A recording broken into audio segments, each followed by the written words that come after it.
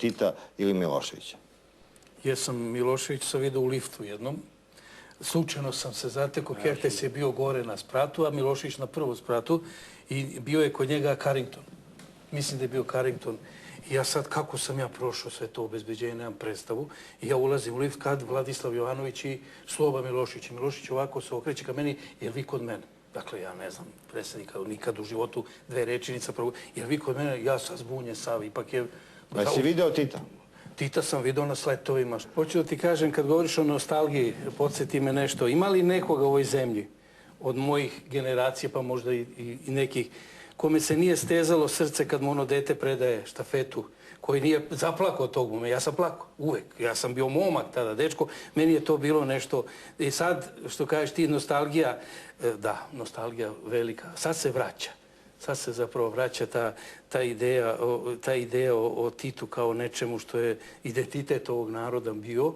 I nažalost nema, mislim, imamo mi Staljine i ostale.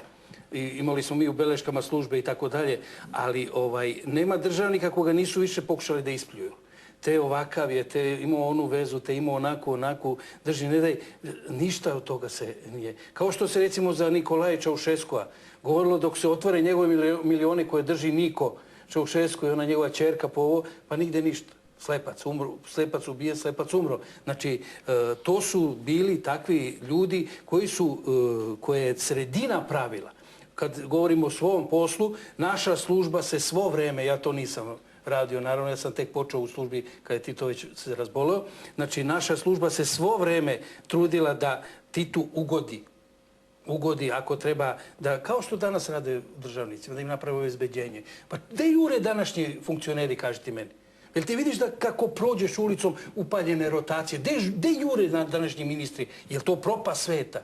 A mi smo se trudili onda da napravimo Titu takav jedan... Oni tako žure, a mi lagano propadamo. A mi propadamo. Ja se sećam, jedno sam se valjao od smeha, ja sam radio u Institutu za međunarodni dijalektički pokret i kaže da upoznaš jednog čoveka, on bio kod nas dobar čovjek. Šta je, kaže, i znate vi šta sam ja radio? Bio Tito, Koča, Popović, ostali u neko lovo.